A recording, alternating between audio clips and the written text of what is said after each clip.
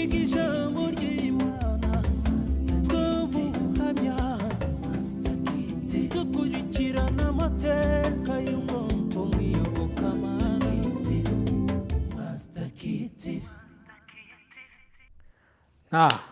twongeye kandi kubiyegereza. Reka mbabwire mbere yuko dutangira uyu munsi wa none twatekereje kubazanira umutumirwa ufite ubuhamya bukomeye. Ni umusore ariko kandi afite ubuhamya bushobora kugira icyo byakumarira. Rero ndaramuzana nkeneye kugira ngo mbabwire bimwe mu byo nabashe kumenya mu buhamya bwiwe. Uyu musore ikintu cya mbere ni uko yafunzwe akiri mutoya mu myaka 8 kugeza 12 iwe yari amaze kumenya ukuntu ipirizo imera. Mu myaka 8 kugeza mu myaka 12 yari amaze kumenya ukuntu urumogi n'itabi n'inzoga bimera. Ibyo bintu byose yabikoze hagati y'imyaka 8 gushika ku myaka 17. Uwo musore rero niwo twabazaniye mu kanya gatoya ari buze kwinjira hano muri studio zacu. Rero dutangira tuganire tubabwira bimwe mu byo yagiye ahura nabyo ndetse n'ingaruka mbi yagiye ahura nazo. Rero nshuti bavandimwe, ntimukureho remote yanyu, ntimukureho screen yanyu, mukomeze mukurikirane kino kiganiro kugira ngo mubashe kumenya byimbitse hejuru y'uyu musore. Uwo musore nta wundi ni Ndabarinze Manoa. Reka tumwiyegereze muri studio zacu. Urakaza neza Ndabarinze. Turakwiyegereje hano muri studio zacu. Wagize neza kudusura. Asante. Usa neza, wambaye neza muri iki gitondo. Ninde waguhaye ideas yo kwambara gutya? Urebye ntawe kabisa, kuko iyo ugiye mu gikorwa ugomba kugenda usa neza. Nta mpamvu yo kugenda udasa neza kandi watumiwe. Nabashimira ko mwampisemo, kuko hariho benshi yari yamushobora guhitamo kugira ngo bakore ibintu ngiye gukora, ariko kuba mwampisemo ndabashimiye. Wagize neza natwe kutwitaho ariko mbere yuko tutangira ikintu cyose dukunda kwiragiza Imana, cyane cyane iyo tugeze mu bintu by'ubuhamya. Dukunda gusenga ko turi abakristo, kandi iyi channel yacu ni cyane ibyo irimo iragenderaho nuko twiragiza Imana. Rero reka twiragiza Imana mbere yuko dutangira.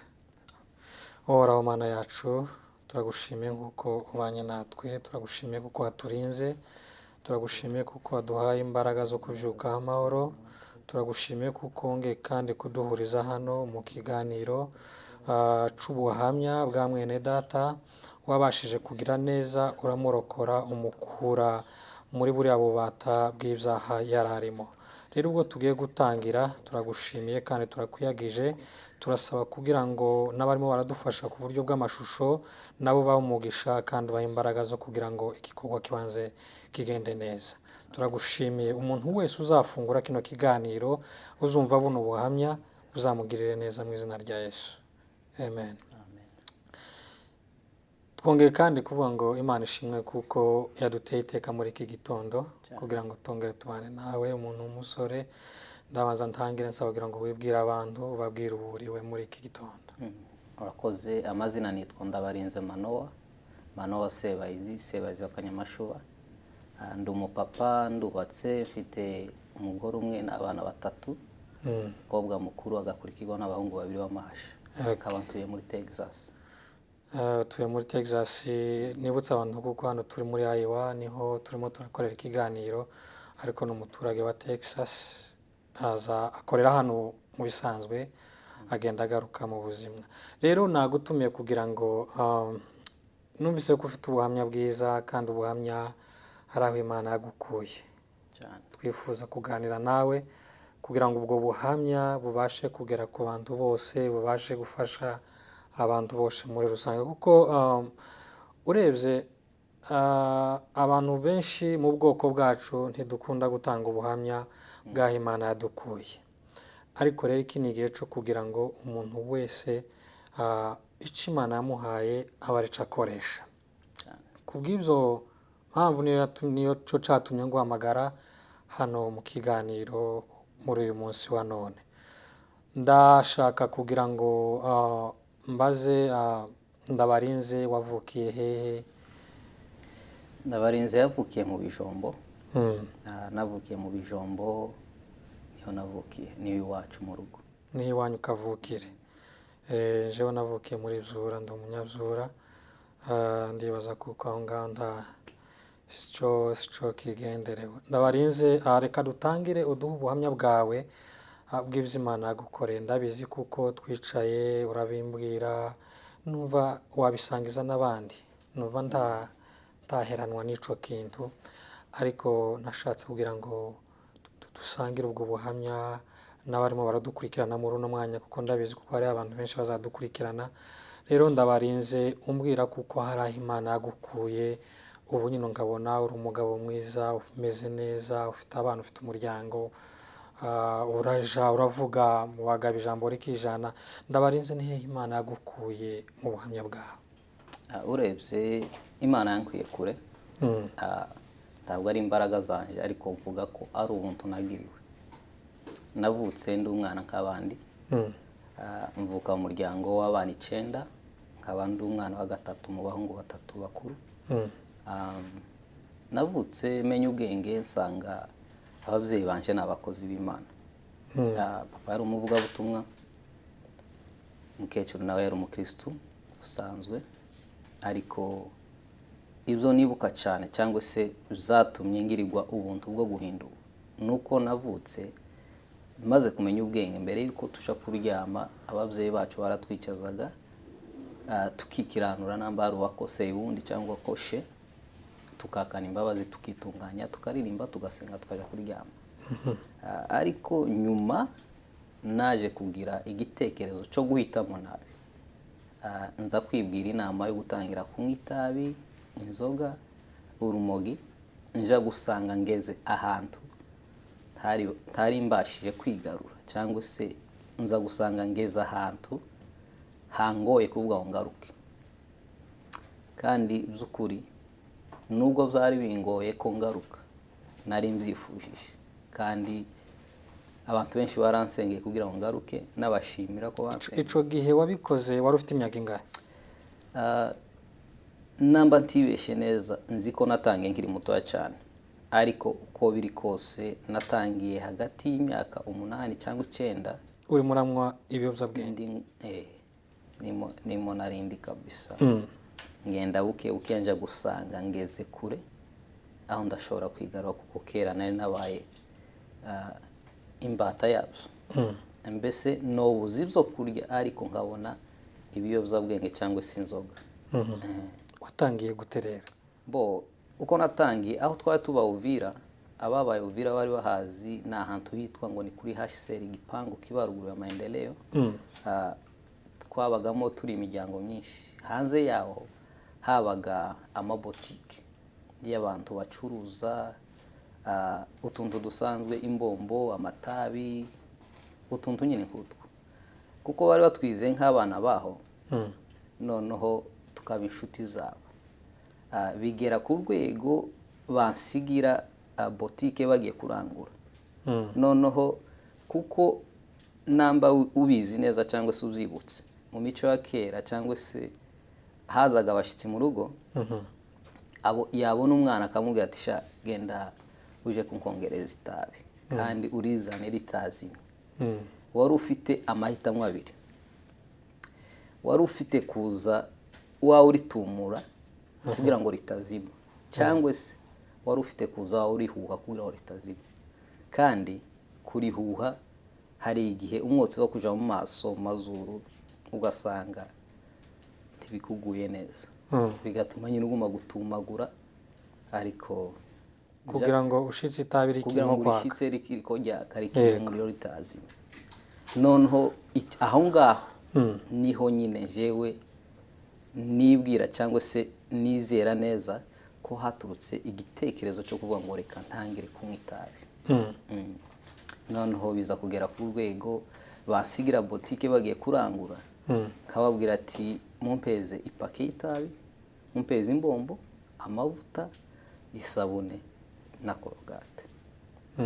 bakabimpeza kababwira ati ngiye kubacururiza kagenda kuri Tanganyika nkanywa itabi koga hari imbombo kisiga amavuta ngataha mu rugo iwacu kandi ntibabimenya nashika mu rugo kuko mba ntagurishije nategerezwaga kwiba kugira ngo mbone amafaranga yo gusubira kishura abandi kugira ngo babone ko umutahe cyangwa se akazi bampaye kagakogwa none buke njya gusanga ngeze ku rwego ndashobora kwiretrouver ngo nigarure none ngendera amaguru uvuze kuko wahisemo kunywa ibiyobyabwenge binyuze mu nzira zo kuba abantu bagutuma ngo uje kubakongereza itabi nabyo bifitemo uruhare mbona kuko ari nabyo bifitemo uruhare rukomeye cyane kabisa akabazo k'amatsiko hagati yawe n'abariya abantu bagutumaga itabi ni bande ubona kuko bagize uruhare runini mu kugira ngo utangire kunywa itabi? Navuga ko ari njyewe.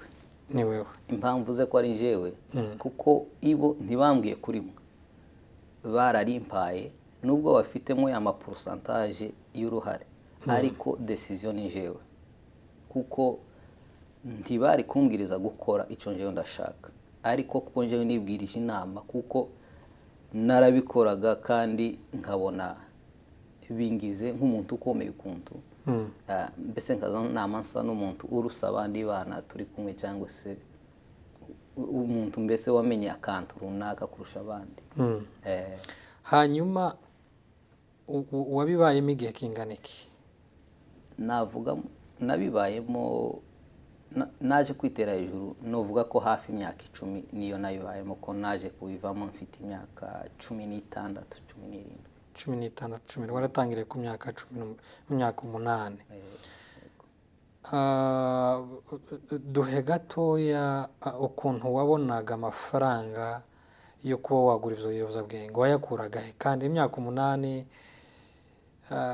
harananiza n'ubu nyine abantu bangana gutya usanga babura utuzi babura ico bakora ariko ico gihe wewe ayo mafaranga wayakuraga he? Ayo mafaranga nta handi yavaga kuko sinari mfite akazi kandi natwe iwacu ntabwo twari twishowe mu kivi bari kumpa amafaranga kandi n'ibyo byose nakoze natangiye kubikora natwe ubwacu mu rugo tutorohewe mu kivi ntabwo twaryaga udusigaza ahubwo wasangaga turya gake gashoboka ese mwari muri wa mwari w'abantu bavuga ngo Imana izironkera cyane. Noneho aho amafaranga yavaga byateganywa nagombaga kwiba kugira ngo mbone amafaranga yo kugura ibiyobyabwenge cyangwa se inzoga n'itabi ntabifite numvaga muri nje mbuze ikintu kinini ahubwo narabwirirwa cyangwa se nkaburara sindi ariko nkabona ibyo bintu. Wayakuraga mu baturanyi wayakuraga mwanyu ufite ahantu wibaga nibyo nshaka kumenya ukuntu wayabonye amafaranga? Nibaga ahantu hose ahantu mbonye ikintu cyose ikintu cyose ijisho ryanje rikubise sinasiganaga nacyo ahubwo nacunganaga nacyo ukuntu ngitwara cyangwa se narakibona kera nkaba nabonye marché yacu nkaba nakigurishije mu bitegerezo kandi nabonye ifaranga.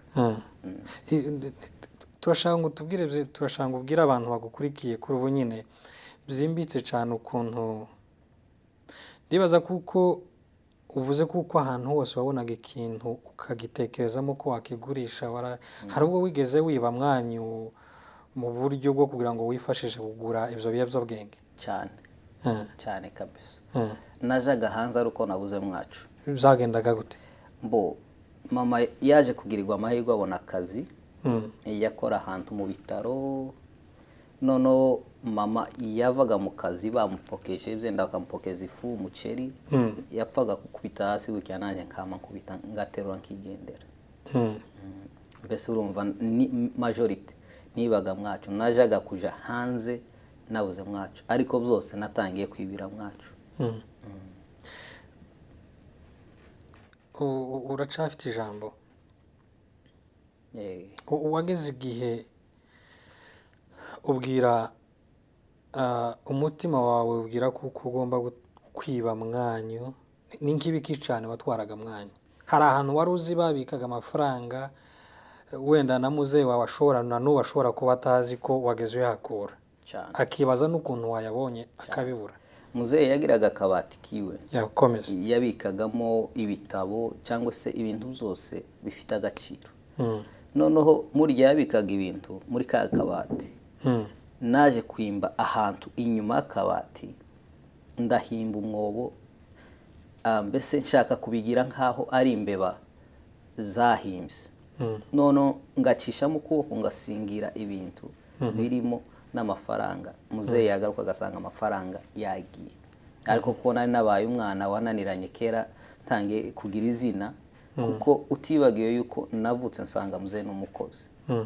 noneho muzehe kuko hari hazwi izina ry'ubuvugabutumwa cyangwa se umupasiteri rya zina rigenda rihava buke bukeya baje gusanga tugeze kuri rya zina bavuga ngo iwabo na wa mwana w'umwibisi iwabo na wa mwana wananiranye bese urumva ni ibikorwa byanje bibi cyangwa se decision mbi nari narahisemo yakuyeho rya zina rya muzehe noneho bigera ahantu izina rya muzehe ritari kiriko rivugwa cyangwa se ryavugwaga n'abantu bakeya kurusha uko byari bimeze kuba waragize ndibaza kuko mu ruhare rwo kuba izina rya muzehe wawe ryohinduka wabigizemo uruhare ko yari umukozi w'Imana n'ubu aracariwe turamuzi kandi turamusoje aha ari muri Texas ndetse n'umuryango we wose turabusoje muzehe amaze kumenya kuko usigaye wiba amaze kumenya kuko usiganywe ibimogi usiganywe itabi usiganywe inzoga yabyitwaye mu gute nk'umukozi w'Imana yagerageje inzira zose zishoboka yantwaye ku masengesho birananirana ahubwo ni nk'igipepo naringira muri jewe bantwaraga gusenga nkagaruka nabaye double ngakora ibirenze ibyo nakoraga agerageza inzira zose nk'umubyeyi afatikanyije na mama n'abo tuvukana n'abanyamuryango bose birananirana kugeza ku rwego muzehe yambwiye kandi icyo nakundiraga muzehe ntabwo yahubukaga ampana ahubwo yarambwiye ati wakoze ikintu ni kibi kireke tukongera ugikora bwaca nkagikora akambwira ati wakoze cya kintu nakubujije kandi nusubira kugikora nzagukubita bwaca nkagikora noneho akankubita avuye inyuma kandi akankubita yambwira ati kijya kintu nakubujije nicyo mpanguhanira kugeza ku rwego hari igihe nigeze kwiba ndababaza cyane bari baburaye umukecuru azana ibyo kurya yari yapokeye ngo ngere mu nzu ndabiterura ndabijana aja kubigurisha bamaze iminsi 3 batarya mbese mwacu twese tumaze iminsi 3 tutarya ndabiterura ndabijana muzehe yari yarambwiye ati ayo maboko yawe azakora ko nzayatwika bukeye nyine yafashe ikara ry'igishirira mu mbabura kuko bari baritse bagiye guteka basanga ibyo kurya nabijanye aramfata urebye hano gutya ku rutoki yandahabona hari inkovu ngaha hari inkovu niyo yantwitse nyine kandi ntabwo yantwitse bye ndavuga ngo ni igihano ahubwo yantwitse bye ndayashaka kureba ko byenda ntabireka ariko ahubwo yarantwitse nkomerezaho biba nka double noneho biriyongera hari efe byari byarakugizeho hari nyuma yo kugendera muri ibyo bintu ukirimo uragendera muri ibyo bintu muri iyo taraje nyine yo kunywa ibiyobyabwenge itabi inzoga no kwiba hari ibindi bintu bidasanzwe barakoze ukoreshejwe n'ibyo bintu cyane byinshi cyane wambwiye kuko wigeze gusiga umuryango ugenda ruguru batabizi nigeze gutoroka hari muri 2004 icyo gihe twari mu Gatumba habaye akavuyo mu nkambi yo mu Gatumba twari tubamo Agatumba ka kabiri haba piyaje y'amahuzu noneho ya piyaje y'imyenda ibaye nanje mba umwe mu bakoze piyaje ndagenda mfata imyenda na piye nja kuyigurisha muzehe arabimenya aratubwira ati abana banje bose bapiye cyangwa se bakoze kiriya gihano mugende muyafate ibyo mwakuye zose ejo mu gitondo tuzabisubizeyo. Nahise mubwira ati ibyanje nabigurishije ntabyo ngarura kandi nafashe ikintu nubwo wonyica ntabwo no kigarura nakubwiye ngo ntagitwaye nuko. Noneho muze yambwiye gutyo nari nzi icyo bisigura, nari nzi ko bari bumpane nyine. Noneho mfata yarasohotse, amaze gusohoka mfata ishuka shiramo imyenda yanjye shiramo n'isabune. Mukecuru ambaje ndamubwira ati ngiye koga. Hariho ahantu twakundaga koga hegereye kuri douane y'u Burundi. Noneho mpageze sinabanki coga namakomereza tajabuka no kuri douane y'u Burundi. Iby'ukuri nagiye ntazi yongiye gusa ni bwa burara ndahabuka kubera ibiyobyabwenge n'ibyo nari nakoze kuko numvaga nageze ku rwego nifuza yuko zenda icyampa ababyeyi banje bagapfa kugira ngo mbone nibwira ko zenda nibapfuye nobona umutekano cyangwa se freedom yo gukora ibyo nshaka. Ariko kuri uyu munota byari bitekerezo by'ubwana bikoreshwa n'ibiyobyabwenge nta kintu cyiza nk'ababyeyi. Ico gihe wambutse warugiye he? Napfuye kugenda gusa ariko nari wa muntu wiyadapta muri situation runaka nshitse ahantu kamamba nka wa wundi mbese nkakanyamutabi igeze kwibara runaka itihindura ibara ni nkako nari meze. None naje kwambuka ngeze Uvira nagiriwe amahigwe mpura n'abanyeshuri bari baje gukora examen d'etat. Noneho nsanga harimo mama wacu yari yarashatswe mu Gatanga ngo mubone nama mpindura namubwira ati ngiye ruguru kuramutsa sokuru hano mu kambi hananiye. Nuko ati ariko yarabizi ko ndi umwana wananiranye w'ikirara nuko biba duhita tujana uzamuka wenyine turazamukana no mu Gatanga. Ngo dushike mu Gatanga mpura n'abandi bakora iwacu mu Bijombo bari baje ku mustari. Noneho babakorari barabampeza ngo aribo bazanjana turagenda no mu Bijombo turashika. Sokuru ngo apfe kumbona yama yibwira ati watorotse. Ndambwira ati sinatorotse baranyohereje nze kukuramutsa ati none ko bataguhaye umuntu ngo akuzana gushitse. Ariko nguma kwiyeskiza nyine ko yarabizi yari umubyeyi yanga kundekura byena ngo ntazasubira kandi gatoroka. Ndahaguma sinahatinze habaye kuwa gatanu isoko ya gatanu iremutse mu ijoro nja kuramutsa ubundi soko twabana mu muhanda ngo ninjire nsanga hari imipanga 7 umukomeretsa cyangwa se umudandaza yari yashize ku muryango kugiye amambiro amanikorera ndayikorera ngo nshike nyishira ahantu mu murima ngo waje kuba mu gicuku cya kare ndabyuka ndayikorera nerekeza ku Muramza. Mbese urugenzi rwose nariko ngenda ntoroka ndasezeye kandi uko wagendaga niko wajanaga ibintu uko nagenda niko natambukanaga ibintu mbese nagenda size nkoze ibara hose. Ubuzima wanyuzemo ndibaza kuko nta undi mwana w'umunyamurenge wari wabijamo wari ufite imyaka nk'iyo yawe. Ariko kandi ruguru wumva gufite umutekano wose kandi uzi kosa urimo ukora kuri uwo mwanya. Uvuye i Burundi ugiye muri Kongo, uvuye muri Kongo Uvira ugeze za ruguru mu Bijombo uratorotse. Ni gute waje kwisanga kandi mu rugo? Ubwo buzima igihe nabukoraga kurya abanyamurenge bazavuga ngo umutima ukunze amata gugwitabe. Muri ico gihe numvaga mfite isheri kuko umuntu iyo yishe umuntu bamwe ngo wakoze ikosa cyangwa wakoze icyaha akumva afite isheri kuko zenda yakorewe ikintu runaka ariko by'ukuri ntibiba ari ukuri cyangwa se ari isheri. Je ubwo buzima naje hari ibintu bimwe ntekereza cyangwa se mbwibwa n'abantu kavuga toya ibingi bisinabikoze kuko numva ari ibintu hari abantu bazakubwira wakoze byibuka nk'ibiki. Hari abasore batandukanye twagiye tuganira kandi banduta bombereye bakuru banje akambwira ngo niwe wanyigisha kunywa itabi niwe wanyigishe kunywa urumogi, niwe wanyigishe kwiba. Ntabwo ati njewe gute ko nari umwana mutoya ni gute no kugisha kandi bagakora n'ibintu akamubwira ati wigera kunyibika ikintu ati njewe gute.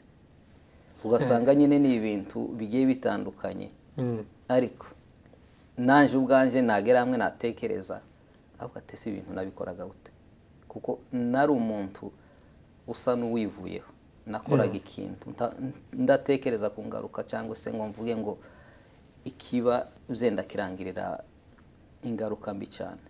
Mbese kwari ukugenda gusa aho amaso yerekeye naho ngaho ntahandi. Wenda twihuse bukeya kandi nongere nibutsa abantu kuko turi ku murongo wa Master TV niho dukurikiranira ubuhamya bwacu ndetse n'inyigisho zitandukanye z'iyobokamana ndetse n'ibindi biganiro bigiye bitandukana. Ndabarinze, hari ubwo wari wicara ukabwira papa wawe ibintu wagiye ukora uko wagiye umwiba ukamwicaza atarinze kubitekerezaho nyine ngo kwicaze? Sindabikora. Turabikora. Turanamwaka n'imbabazi. Imbabazi zo narazibatse. Ariko sindafata umwanya ngo nicare mbibabwire kuko muri njewe numvaga narabiretse nkumva ari ibintu bisanzwe. Ubimbaje wese ndabimubwira. Ariko kuko muzehe cyangwa se mukecuru atari barabimbajije ariko hari igihe dukora ku kintu nkakivuga ariko sindafata wa mwanya ngo nicare mbibabwire mbatondere AZ. Niki kintu gikomeye wibye papa wawe? Amafaranga ko nibaga amafaranga ari kumwe n'ibyangombwa nkabita nkagumana amafaranga. Nguru ku papa wawe abimenye ndabizi kuko azakurikirana kino kiganiro abyumvise akamenya kuko ari we mutwaye amafaranga kandi yakagombye gukoresha ikintu runaka ariko atakoze. Urumva yabyitwara amate wamubwira iki kuri ubu nyine? Yari yarabyakiriye. Ni ukuvuga ngo ikintu cyose cyaburaga mu nzu ahantu hambere wajaga gushakira ni ahantu nabaga ndi. Ahantu twari tuba Uvira hari inzu imwe twabagamo yari igira amadofari asa n'afite imyenge ukuntu. Icyo gihe naragiye mfata ni radiyo yiwe, hari amaradiyo yaragezweho icyo gihe muri 2004 2003 amaradiyo meza cyane kandi yavugaga neza. Ndayifata nisesereza hahandi nja kuyigurisha agarutse asanga yagiye.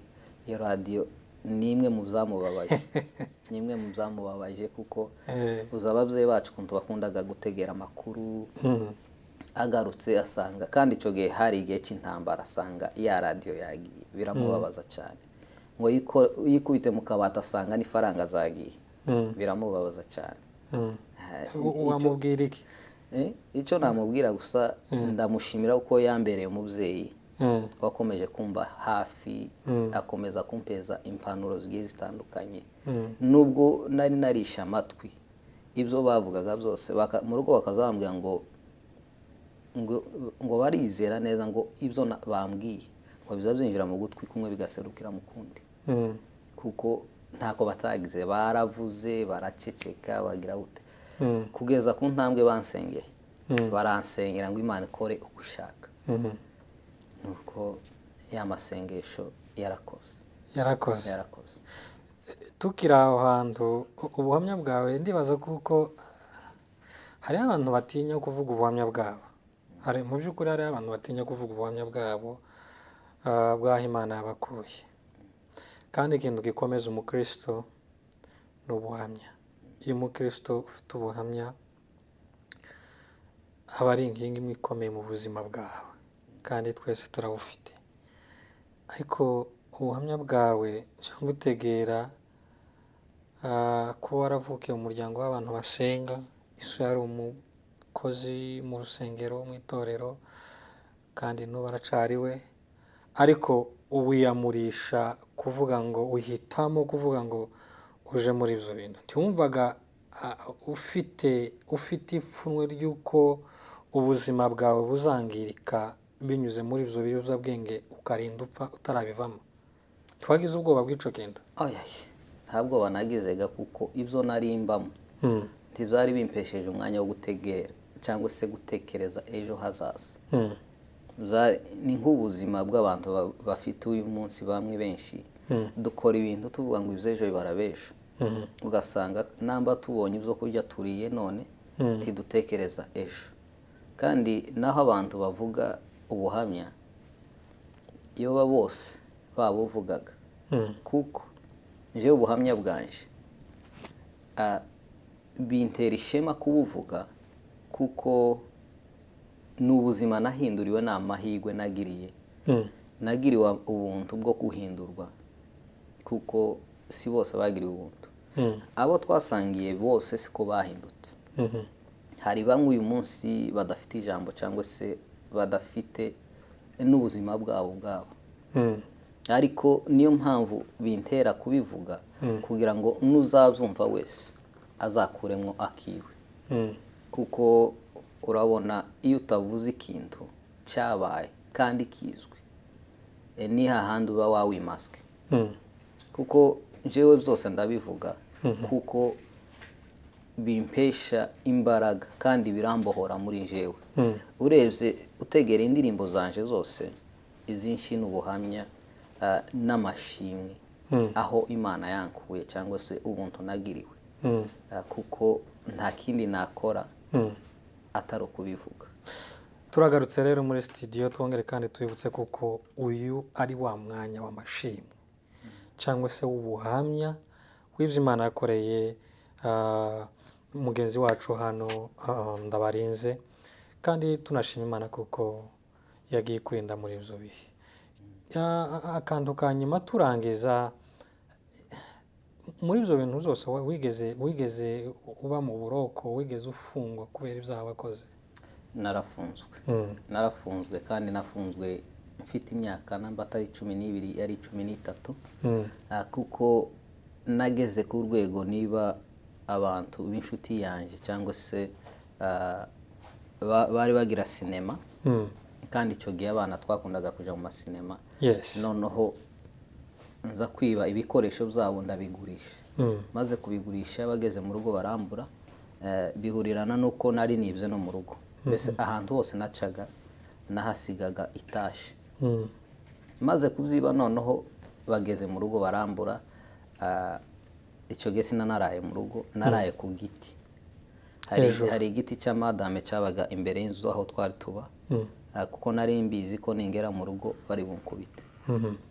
Ndurira kuri cya giti hejuru, kaza mbareye uzo baba bakora, bakaza bakicara no munsi y'igiti bakaganira, njyewe ndi hejuru gusa. Ndaharara, habaye mu gicuku igihe muze yaragiye muri burakeye, ndururuka ndinjira, ngo ninjire mbona ko mukecuru ari bumbone, mfata ikirengeti barumuna banje bari biroroshe ngishira mu rutara, noneho nkiryamaho. Mukecuru araza aje kureba abana, asanga ikirengeti igice kimwe kiri mu rutara, ikindi ko kiraseruka. Noneho aragikwega ngo agikwege, yumvaga asa n'uwikanze. Noneho arambwira ngo urankanze, ngo wavuye aho ngaho. Noneho yamabu wo gusekaga, bwa burakari burashira. Arambwira ati se wavuye aho ngaho ntawe utoseka ukaja mu gitanda ukaryama nk'abandi bana, ngo se waraye aho ijoro ryose? Ndambwira atoye sinaraye hano. Waraye? Naraye ku giti. Ntiyabyemera, ariko uburakari buba burashize, sinaba ngikubiswe. Noneho ndahava nja muri sinema. Ngeze muri sinema mpande ba sinema y'ahandi, ba bantu nibye baza banshakisha. Nari nicariye mpande ba sinema, numva baramfashe baranjana, barambwira ati nutazana ibyacu turagufungisha cyangwa se turagukubita. Kandi barankubise, ariko bamaze kunkubita banjana kumfungisha kuri karya mabenge hirya y'isoko. Hari ahantu habagaga prison, banshiramo. Muzehe yabimenye. Nkwibutse yuko hari igihe muzehe bamukuraga kuri rutara ari kubwiriza cyangwa se ari kwigisha, akamubwira ati wa mwana wawe yafashwe. Ugasanga bihinduye isura, bimuteye ipfunwe, ariko yakomeje kubyihanganira, kuko muzehe yari umuntu w'umuvuga butumwa kuva kera. Bene amuvuga butumwa wagurishaga icyo afite, akandikisha amagambo yo muri Bibiliya akashira mu pancarde cyangwa se mu byapa akagenda amanika. Abazi mu bijombo n'andi mazira agiye atandukanye, hariho ahantu hari ibiti birebire muze yagiye ashira ibyapa nyine byanditseho amagambo. Rero kuvuga ngo uwo muvuga ubutumwa afite umwana w'ikirara cyari ikintu kiremereye cyane, ariko ndashima Imana ko yampinduriye amateka. Amen. Bakaruhuka muri bo. Amen. Niki wabwira papa wawe turangiza? Na mama wawe? Icyo nabwira ababyeyi banje nuko mbakunda, kandi icyo ndico none no kubera bo. Nkiyo ntabagira byenda ubu nyine mba navuga ko mba ndi inyuma yaho narindi mu minsi ishize cyangwa se mu myaka yashize, ariko kubera ko bambereye ababyeyi bakomeza kunyigisha nubwo ntumvaga, ariko amaherezo ngiriga ubuntu ndahinduka. Icyo nababwira gusa nuko mbakunda kandi mbashimira kuko bambereye ababyeyi mu bihe bigoye n'abatejeje. Muri conclusion y'iri jambo, reka tugire inama abasore. Umusore wese, ndashima Imana njewe ku giti canje ntabwo nigeze nkoze itabi mu kanwa kugeza ubu nyine. Ntabwo nigeze, sinzi ukuntu inzoga zimera, sinzi ukuntu urumogi rumera. Biragoye rero kubwira umuntu ico utagerageje, ariko kandi kubera kuko twabishobojwe n'imbaraga z'umwuka wera, icaha ni kibi. Asaba rero kugira ngo umuntu wese uri muri ubwo buzima yumve kuko icaha ni kibi. Nta yindi mpembo y'ibyaha usibye urupfu, nta yindi mpembo y'ibyaha usibye kugutandukanya n'umuryango, nta yindi mpembo y'ibyaha usibye kugutandukanya n'inshuti n'abavandimwe. Rero turangiza, ndagushimiye cyane. Tuzongera nongere nibutsa abantu kuko tuzongera tukugarure, utubwire rero ukuntu wakijijwe naho uhagaze ubu nyine. Rero turangiza, reka dusenge dushima Imana kuko hari aho yagukuye. Twongeye kandi gushima izina ryawe ryiza, twongeye gushima kugira neza kwawe. Turagushimiye ku buhamya bwiza uduhaye muri kino gitondo. Umuntu wese uzakurikirana buno buhamya azafata umwanzuro, uzabukurikirana ari mu biyobyabwenge, mu busambanyi, mu bwibyi, ndasaba kugira ngo azumve kuko bitamukwiriye kugira ngo abe muri uriya mwanya.